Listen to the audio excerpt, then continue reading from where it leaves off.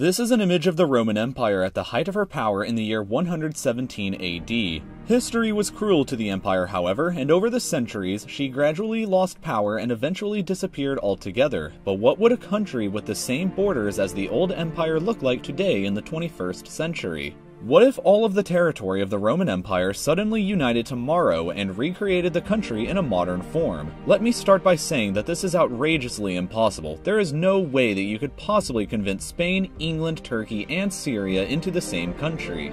Crimea would get a little more awkward than it already is too, but let us suspend our disbelief for a moment and just imagine what it would actually look like and what living in it would be like. So first off, this is a modern map, and these are what the borders of the Roman Empire would look like were it to come back into existence. In total, 53 different countries would lose all or some of their territory to the empire, which would span over 6 million square kilometers in size. This sounds very impressive, but the empire would actually only be the 7th largest country in the world by size. It would be just bigger than India, but it would be smaller than Australia and Brazil, and Russia, meanwhile, would be nearly 3 times the size of the empire. But size isn't necessarily everything. If we examine the population of this hypothetical empire, it would be roughly 711 million people, or about 10% of the total global population.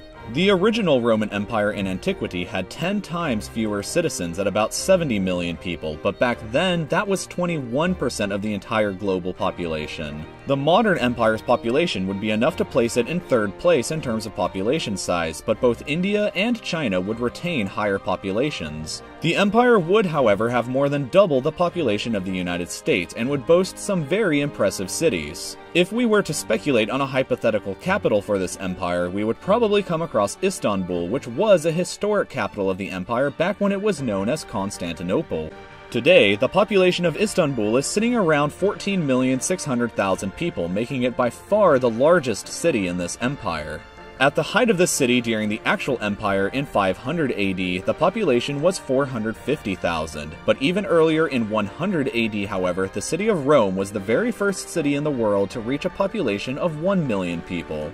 Even though today, Rome has a population of well over 2 million, there would still be much bigger cities within the borders of the empire today like Cairo, London, Baghdad, and Alexandria. At first thought, it might seem like such a huge country would be an economic powerhouse, and while that would be true, it wouldn't be exactly what you think. All of this territory combined would give the modern Roman Empire a GDP of 15.99 trillion US dollars, which would mean that the empire would only be the world's 2nd largest economy. Despite having a population that would be less than half of the modern empires, the United States would actually still have a larger GDP at around $18 trillion.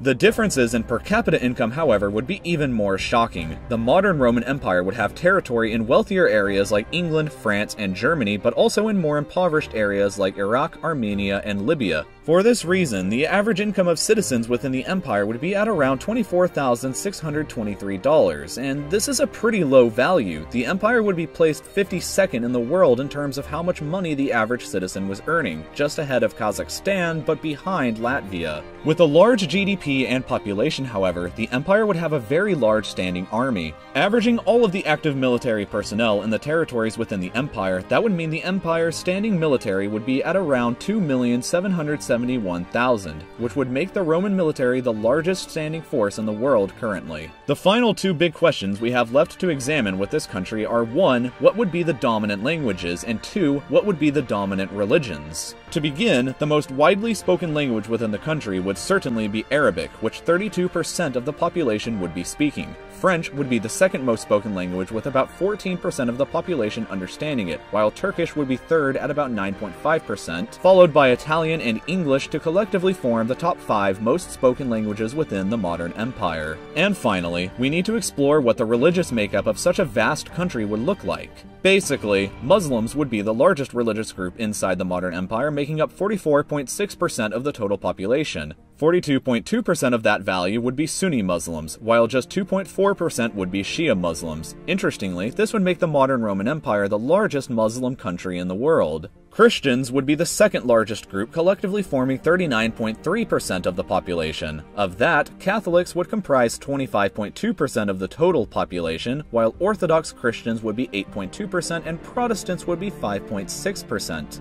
Also interestingly, these numbers would mean that the modern Roman Empire would also be the world's largest Christian nation. Jews would form only about 1% of the total population, while atheists, agnostics, or non-religious would form 10.5% of the country. It's really fascinating to think what a country like this would look like in the modern world, and with modern technology and with modern ideas. Could it possibly ever survive, and what would daily life be like living within it? These are questions for another time, but please leave your comments if you have your own answers or questions. If you'd like to stay updated with more videos like this one in the future, please subscribe to my channel by clicking here and liking this video after you have finished watching. Thank you for watching.